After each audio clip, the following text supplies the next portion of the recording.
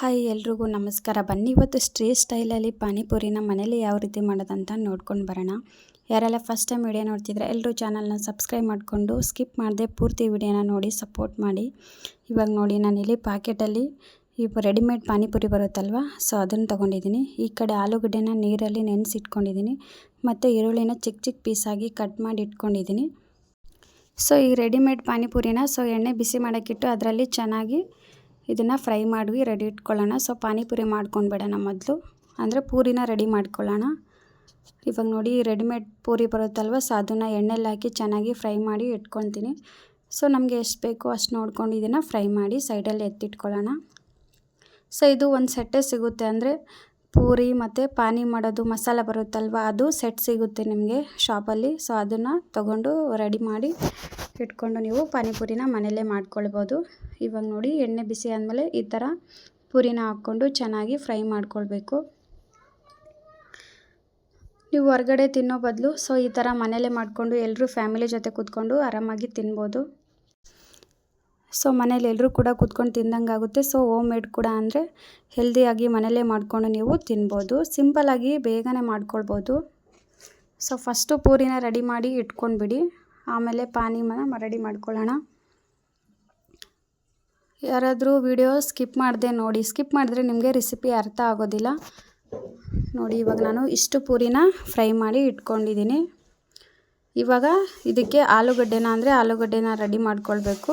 So ಇವಾಗ ನೀರಲ್ಲಿ ನೆನೆಸಿಟ್ಕೊಂಡಿರೋ ಆಲೂಗಡ್ಡೆನ ಇದನ್ನು ಇವಾಗ ಕುಕ್ಕರಲ್ಲಿ ಹಾಕ್ಕೊಂಡು ಕಟ್ ಮಾಡಿ ಕುಕ್ಕರಲ್ಲಿ ಹಾಕ್ಕೊಳ್ತಾ ಇದ್ದೀನಿ. ಇದನ್ನು ಚೆನ್ನಾಗಿ ಸಾಫ್ಟ್ ಆಗೋವರೆಗೂ ಬೇಯಿಸ್ಕೊಳ್ಳೋಣ.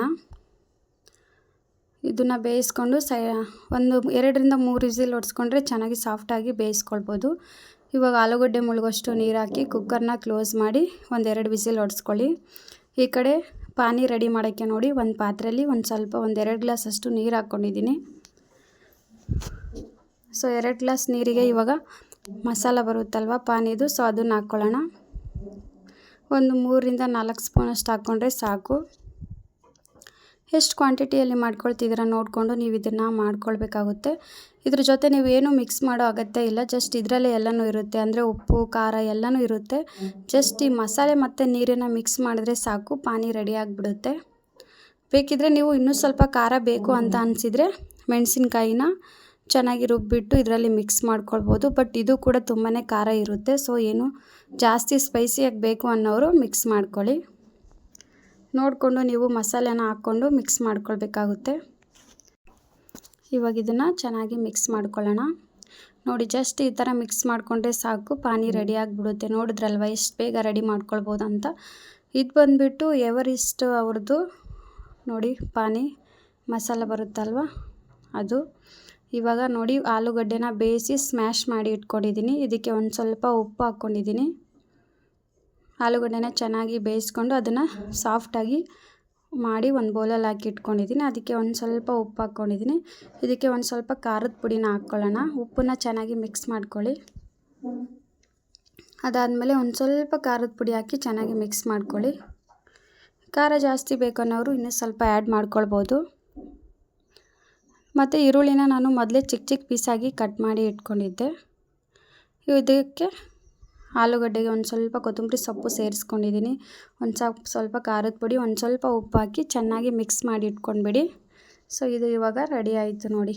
ಖಾರನ ಸ್ವಲ್ಪ ಹಾಕ್ಕೊಂಡಿದ್ದೀವಿ, ನೀವು ಬೇಕಿದ್ದರೆ ಜಾಸ್ತಿ ಕೂಡ ಹಾಕ್ಕೊಳ್ಬೋದು. ಚೆನ್ನಾಗಿ ಮಿಕ್ಸ್ ಮಾಡಿಕೊಂಡ್ರೆ ರೆಡಿ ಆಗಿಬಿಡುತ್ತೆ.